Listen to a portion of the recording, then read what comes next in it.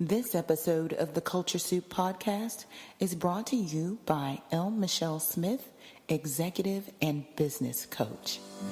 Yes, to celebrate the new services that I'm offering as a professional coach trained by the ICF accredited CAP Institute, we are launching a new episode of the Culture Soup podcast. It will debut May 14th, 2019 on Tuesday. And every second Tuesday of the month, I will be on the air alone and sometimes with a guest to hack your career and small business goals. That's right. Whether you are a corporate manager, or you are an entrepreneur, or you are both. Maybe you're trying to decide how to make the leap. I am trained to coach you in a process that is creative, enriched in tenets of positive psychology, and also goal-oriented. You'll want to learn more about my coaching services at lmichellesmith.com/coaching. Find out my why. It's very important that you have someone along your journey with you that will help you create choices that will deliver freedom. Don't you think it's time that you owned your career, your brand, and your journey? I'll be your secret weapon. Tune in May 14th, every second Tuesday.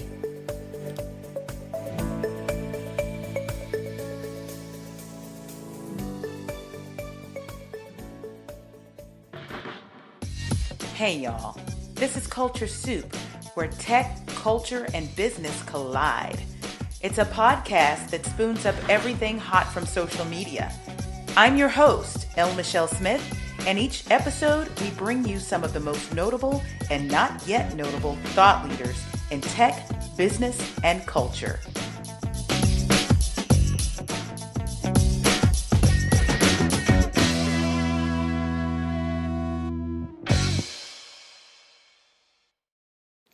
The year was 2007. Our client at the time was Alberto Culver. You know, the brand that became Unilever. They had a portfolio of multicultural hair care products that my agency was agency of record for. But instead of hair care, this time, they were going to do something different. They were going to launch a skincare line under the brand Soft and Beautiful. This would be the first time to have any kind of skincare, but it made sense because hair and skin are typically, dealt with together, especially from a medical perspective, which makes sense for the influencer that we engaged. Mind you, back then we didn't call them influencers. She was a spokesperson. She was a dermatologist. Dermatologists take care of hair and skin in a medical way. That's important. I want you to meet my friend, Dr. Dina Strachan. Dr. Dina is what I like to call her. She is smart as a whip, but she's made it her personal journey to check the fakery online. Yeah, as much as I talk about authenticity, you have to know you gotta deal with the fakery first. Ladies and gentlemen, without further ado, my friend, board certified dermatologist, Harvard and Yale educated, Dr. Dina Strachan, MD. All right, everybody, I am thrilled to have my friend, Dr. Dina Strachan, with me, and she's a Harvard and Yale educated, board certified dermatologist who's internationally known. She's a healthcare consultant and a best-selling author. How are you doing today, Dina? It's so good to see you. I'm doing great. Thank you for having me in your awesome podcast. Awesome. Well, Dina, I am so thrilled to have you on here. You know, we go back a long time. I'm thinking it's around about 13 years or so I've known you. That's right. That's right. Do you remember what it was? You hired me for Alberto Culver's skincare product launch. That's right. Oh my goodness. So Alberto Culver, I think we've mentioned before, got gobbled up by Unilever, so it doesn't really exist anymore. But at the time, we were working for Soft and Beautiful. It was hair care at first, and then they branched out into skincare. So they had lotions and emollients and all of these good things to make your skin beautiful, right? Yeah, it was fun. Yeah. So, well, before we get too deep into it, Dr. Dina, and I like to call you Dr. Dina, is that okay? Yeah, that's great. Okay, awesome. Let's have a culture soup moment. Are you ready? Yes. Okay, awesome. So, you are in medical aesthetics, right? So you deal in skincare for your health, but also for beauty. Wouldn't you agree? Yes, I do medical and cosmetic dermatology. There you go. There you go. So I have noticed that there are an abundance of apps out there where you can download them and make yourself look better, if you will. Make your pictures look better before you put them on Instagram, Facebook, whatever. Whether it's thinning out your figure, making it more curvy, or even making your skin clearer, or, some people even doctor their eyes. Some big celebrities have been accused of this kind of thing, but it also shows that people really want to look good. But one thing I noticed in these apps, and don't ask me why I opened one myself, is that I noticed that there are a lot of plastic surgeons and other types of doctors that will do tummy tucks, that advertise on these platforms. And I was reading recently, and I saw a LinkedIn article that you wrote that sometimes the lines are blurred when it comes to doctors. Is that true? Well, that's right. Of course, in this industry where, a lot of things in medicine, you hear about how hard it is to make a living and people not wanting to deal with insurance, people get attracted to things that are cash pay. So, you can charge direct cash to do medical aesthetics or cosmetic things that are not covered by insurance. And a lot of times people who don't have the training to do them, specifically say someone who's core trained would be a dermatologist, a plastic surgeon, maybe an oculoplastic surgeon who would just do cosmetic things around the eyes, and some head and neck surgeons have core cosmetic training. Other people, kind of want to come into this marketplace because they're, interested in the money and the training that they get to do those procedures. It's regulated, not as clear, and in their marketing, they kind of blur the lines a little bit about who they are and what their qualifications are to make the public feel maybe a little bit safer than they should in their hands. Well, it's interesting because I think with social media and the internet in general, we just find that we have to be careful, right? Everybody needs to be vetted. So much of it is, like some people say, other people's highlight reels. So we really don't get to see what's really going on. But it's scary to find out. And by the way, everybody, this is the first MD that we've had on the Culture Soup podcast. Very excited to have Dr. Dina. But there are people out there that are taking advantage of people with bogus credentials, or maybe they've even skewed things. It always makes me laugh to see someone just on their LinkedIn profile write Harvard educated, and then when you dig and peel back the onion, you find out that they may have taken an online course or maybe showed up on campus one day for like a leadership summit. Exactly. Are you finding that with doctors too? Absolutely, absolutely. I have seen with some board certified doctors who are legitimate, maybe they focus on, if it's a big name like Harvard or something like that, they'll focus on the small thing that they did there. Like maybe they were there for a year and they did a LACE course, but their core training was somewhere else. Yeah. They focus on that as if that's where their core training was. And you know what? Lay people don't know those nuances. We don't know to look for that and peel back that onion to really find out. That's really pretty scary. I just left Atlanta, Georgia this weekend. I'm very excited because I started my professional coaching practice after getting training, like real training that is certified by, or accredited, I should say, by the International Coaches Federation, which is really, really important. But then it's an unregulated industry. So anybody can call themselves a coach. So unlike doctors, and I'm sure a coach can't come in and just mutilate you, but they might be able to, lead you down the wrong path. And the one thing that really makes a coach professional is that there are contractual agreements, there are goals that you set, and you reach those goals together, and there are expectations that are set before you engage with them.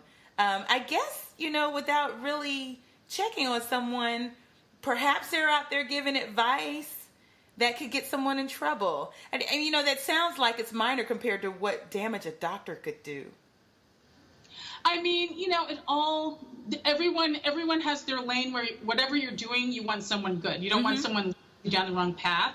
But even with the name doctor, you have to be careful that your doctor is the kind of doctor, and usually it's a medical doctor that you're looking for, because, people are even blurring the lines and getting... Yes. Oh, but, I don't know if you know, like, what physician extenders are, like PAs and nurse practitioners. PAs. Mm-hmm. So, they have significantly less training. They're supposed to work under the supervision of a doctor in most states. And, some of them are getting doctorates. And so, in a clinical thing where they're allowed to prescribe and do certain medical things.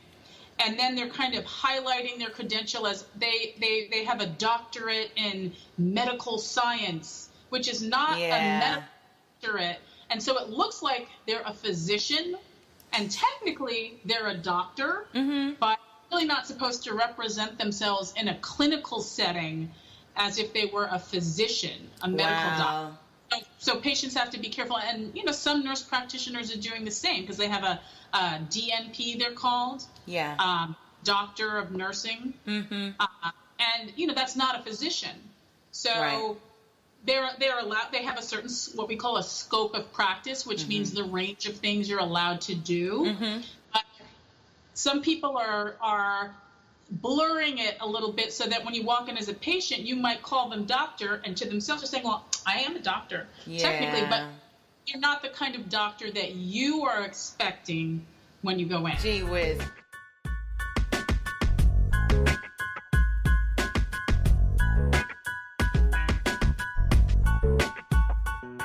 So this is just magnified online.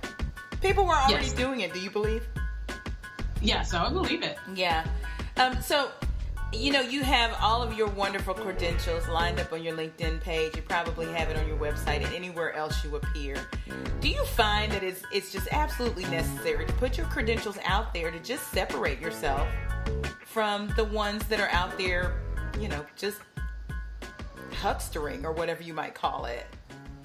I absolutely do. And frankly, I tend to want to be more humble about my credentials. And then when the recession of 2008 came around and I saw people who didn't have the credentials, jumping out to promote themselves in a way, and people weren't aware of mine. And I'm thinking, oh my God, they're saying that they're this, and it's like, I actually am this, and they're not.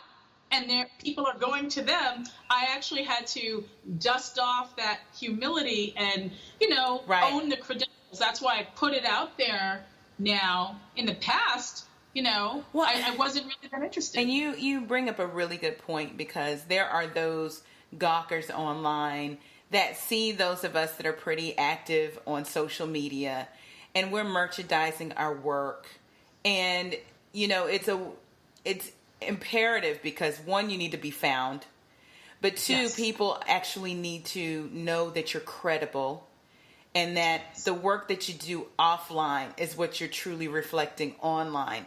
And there are those that will say, oh my goodness, that's self-promotion. But then you're like me. I want to be authentic. I would love to be humble. But you know what? There are people out there, even when public relations was all I was doing, there are people who will just take up the mantra of public relations consultant just because they can, and then go into business. So those are your competitors too, right? Oh yeah. I mean, when at one point when I was like kind of managing a lot of my website traffic, and I was looking up, I was trying to see, okay, how am I ranking with other dermatologists with these terms? And I remember this one epiphany I had. I was looking up something in acne. And with the dermatologists like who were near me that I thought would attract the same kind of patients, we were kind of in the same, getting the same amount of traffic, but there was this like outlier way up here. And I realized it wasn't a dermatologist. Wow. It was eye doctor. What? Who had opened a med spa. I was going to ask you about a med spa. We're going to get to that next, but really an eye doctor? An eye doctor who had opened a med spa, and he referred his complications from his peels and acne treatments to me. Oh my goodness. Oh. And he had 3 times the traffic of the board certified dermatologist. And that's when I really realized too, he was just marketing like a beast. And he was getting found for acne. Yeah. As an eye doctor above us. Wow. Okay, note to self, everybody. Get your Google ads going. Because it makes a difference. Oh, my goodness.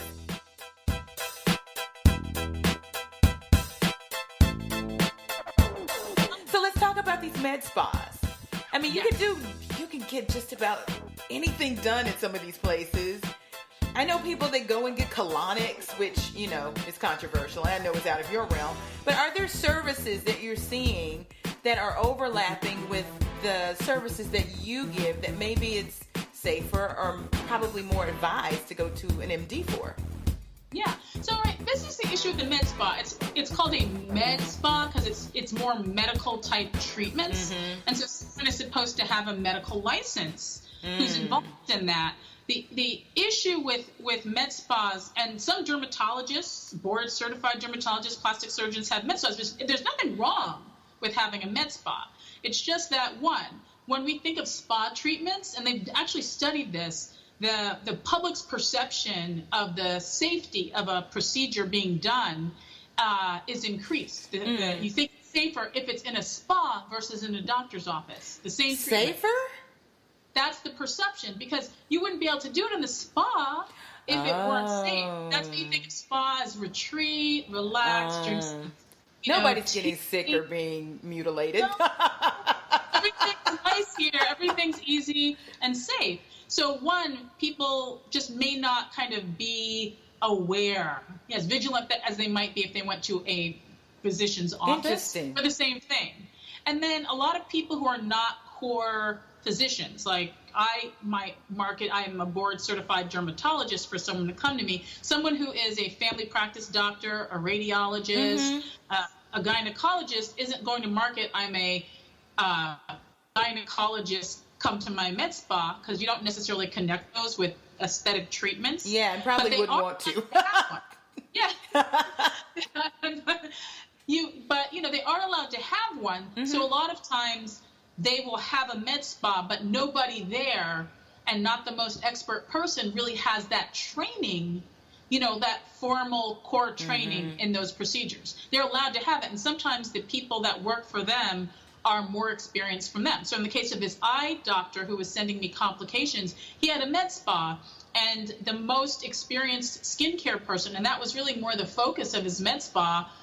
He did LASIK, which is eye surgery, which was his expertise, but the rest was skin. He had this esthetician who was just out of school as the most expert person in his office that he was supervising. So when she would mess up, he'd send it to me. Oh no. And, yeah, exactly. And it was very interesting. So again, it just gets a little bit more loosey-goosey than in an actual doctor's office. There's just more of an opportunity for that. You know what? Consumer alert. We have been duly warned.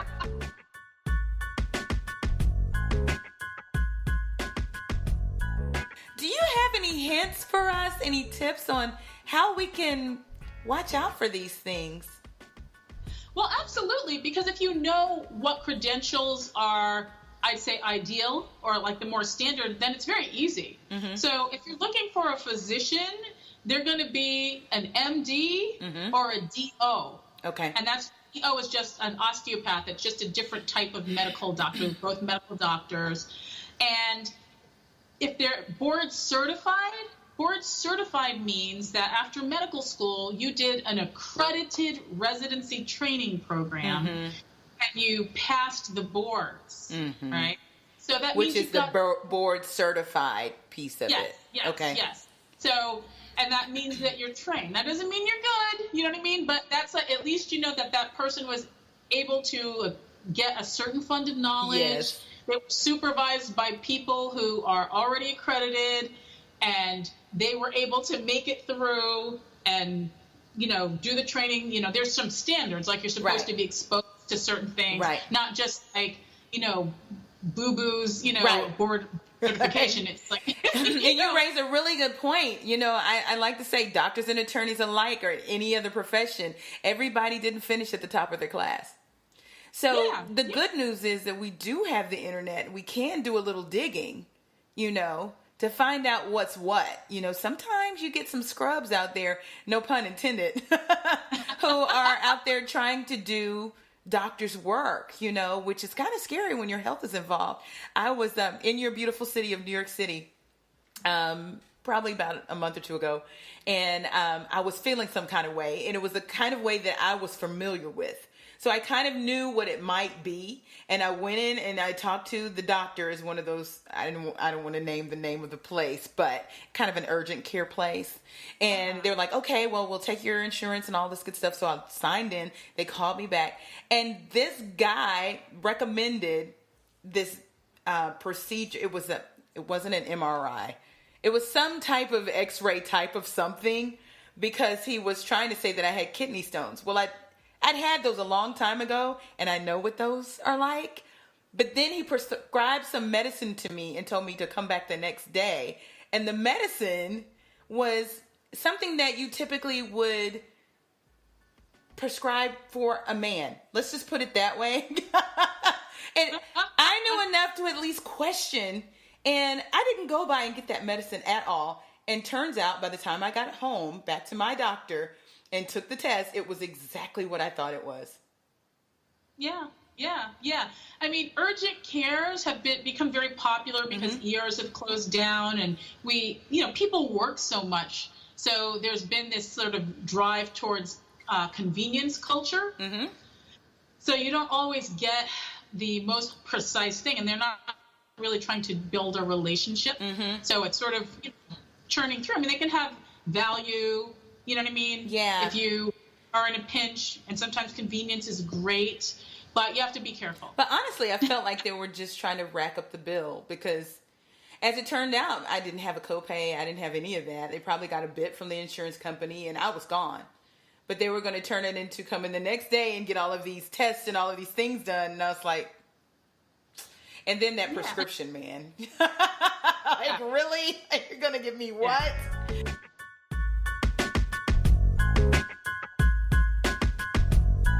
Yeah. Yeah. So anyway, Dr. Dina, tell us more about yourself. You're not just a dermatologist.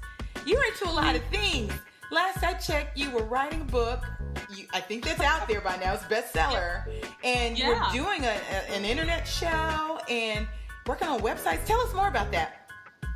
Well, in my spare time, right. To not have a lot of, I actually wrote a book last year. It came out last year, called Moxie Mindset: Secrets to Building a Profitable Independent Physician's Practice in a Competitive Market. That's awesome. And that was like fun and a lot of work and interesting, and it's been helpful to a lot of people. I've been very touched by a lot of the feedback I've gotten from people who want to start their own practices, and even non-doctors who want to be entrepreneurs. And up until earlier this year, I was on a show called The Tea, which was an online talk show book club that was, I'd been on for some years, and it was a lot of fun. I a little bit of a bookworm. Mm-hmm. Guest. And we're just taking a little break from that. And right now, what I'm working on is something that I actually had launched years ago, I think over 15 years ago, when I first started my practice, and the internet was, somewhat new in terms of people using it to market medical practices. And it's called findablackdoctor.com. It's not I love up it. yet. I love it. Look out. Yes. It's the basic description is it helps, connect patients and doctors and patients to the kind of doctors they're looking for. Okay. And I noticed this when I started my practice, and I had a very basic website that my friend, who was a teacher, threw together from some Dreamweaver course he took back in the day on the skin. And I just had a picture up, and I really didn't say much other than, hi, I'm a dermatologist, I'm here. And I was getting emails from all over the world from people asking me if I knew a Black doctor in Alabama, Hawaii, Germany. And I was just like, why are people asking me? Yeah. You know what I mean? And I had a picture you're a Black doctor, and you've got these great credentials. Yeah. I don't even know how that showed up. Yeah. Because back then, like, something must have tagged my site. I had a picture. I didn't say anything about, Black doctor on my website. I didn't say anything about skin of color, ethnic skin. It was pretty generic, yet I was getting all this traffic. And it's like, wow, people want this, So what year was this? This was probably 2004. Okay. 4 or 5, maybe. Okay. Because, I was thinking, I was like, if they associated you with the Soft and Beautiful brand, then maybe. But that was later. It was later. Yeah. So, I had it up for a while, but then it became more of a business. It was like a little hobby. And I was like, this is great. I'm helping connect people. And I just didn't, it became a lot to do. Yes. And as my brick and mortar practice grew, I just put it aside because I was just like, I need to figure out running this practice. And so, but I still get those calls. I still have people come in who didn't go find a doctor for years and their hair's gone because they couldn't find a Black doctor and that's what they wanted. Right. And so I think that, we know that there's a big issue in the country with like health disparities. Sure. And workforce issues. And I think in the Times they were saying that specifically Black men do better with Black male doctors. There's just been a lot of stories about that. So I decided to relaunch it, That's and good. Yeah. The other thing to think about too, you think of a dermatologist, most people just think about skin, but hair is a big part of that. And I know just from my family's experience and friends, typically when they're looking for a Black derm, it's because they want to talk about hair. Absolutely. Absolutely. My hair practice is huge. Yeah. And that is a big part of it too, because, as you know, from, working with Alberto Culver on the hair, the culture, hair, culture, style. That's one of the things I learned from you and from that campaign that, specifically Black women's style is very important, and style will affect the health of your hair and the things you do, and grooming affects the health of your hair. So awesome. Yes, very important, and someone has to understand that. Yes, absolutely.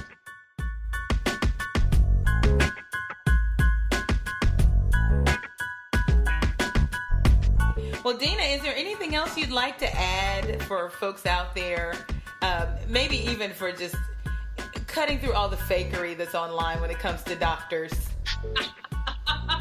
Well, I'd say if you're looking for a doctor, make sure you're seeing a doctor, as in a physician, an MD or a DO. Make sure they are board certified in the specialty that you are looking for. For example, I am a board certified dermatologist, but it would not be illegal for me to open up a practice as a surgeon and say that I'm like a general surgeon. I wouldn't get hospital privileges probably anywhere. It's not legal. So people will say, I'm a board certified doctor. If they just say I'm a board certified doctor, ask them what kind of doctor. What kind of board certified doctor? And is that what you want to see? Do you want to see a pathologist, someone who's a board certified pathologist? Pathologists, their patients when they're training were corpses, dead people. Not quite patients. They're doctors, exactly, they're doctors, so they could go open up a clinic and do certain things. So you just want to make sure. I'd say those are the main things. I'm just blown away. That is deep. That is deep. You see MD and you trust that what they're saying they do is what they do. And to find out that they don't do that part, but they do something else, but they're out there selling that part, it's scary. Yes, it is. So where can we find you online, Dr. Dina? find me a number of places on social media. You can follow me at Dr. Dina MD, and that's DRDINAMD. You can visit my website, drdinamd.com. And then you can visit my practice website at glowdermatology.com. That's AGLOW dermatology.com. Awesome. And let's see, for all of those folks that can't wait for findablackdoctor.com, what's the time frame on that? Probably in a couple of months. We should have it out. Oh, good. Yeah. Well, have an app. You're going to have an app. I would love to have an app on my phone. Yeah. I mean, they can go to the drdinamd.com site and just send me a message that they want to be on the mailing list when it launches. When they're listening to this podcast, it's not out yet. Okay. And where can folks find your book? Give us the name of it again and tell us where to go, especially for those that are thinking about private practice and building their own business. I mean, that's entrepreneurship. Yes, it sure is. They can find it on Amazon, and it's Moxie Mindset, Secrets to Building a Profitable Independent Physician's Practice in a Competitive Market. Fantastic. Dr. Dina, I am so excited. And you know what? I'm coming back to New York probably this month. Yeah. We are going to connect and we're going to have a drink, okay? Hey, I look forward to it. Yay. I miss you. Miss you. You take care, okay? All right. Bye-bye. All right. Well, that was enlightening. I know one thing. I'm going to triple check the next time I'm looking for a new doctor. All right. Coming up next, we're going to have pet industry maven and entrepreneurial genius Bella Vasta on the next episode of the Culture Soup podcast. In the meantime, make sure that you go by lmichellesmith.com/coaching so that you can find out about my coaching services. And don't forget about the Coaching Corner, which is the new Culture Soup episode airing every second Tuesday each month. Also, if you want to catch me doing my coaching thing, I will be at the Lead 360 Atlanta Combine, June 6th and 7th. I'll be keynoting on communicating like a boss. And no, we're not talking about PR. We're talking about interpersonal communications that drives leadership. I'll also be on a Women's Executive Forum. You'll also find me at Black Enterprise Forward, which used to be called the Black Enterprise Entrepreneurial Summit in North Carolina, June 19th through the 22nd. I will be coaching by appointment only on June 20th and 21st. All right, y'all. Find us online at theculturesoup.com and on Instagram and Twitter at The Culture Soup and on Facebook at The Culture Soup Podcast. Until next time, see you next week.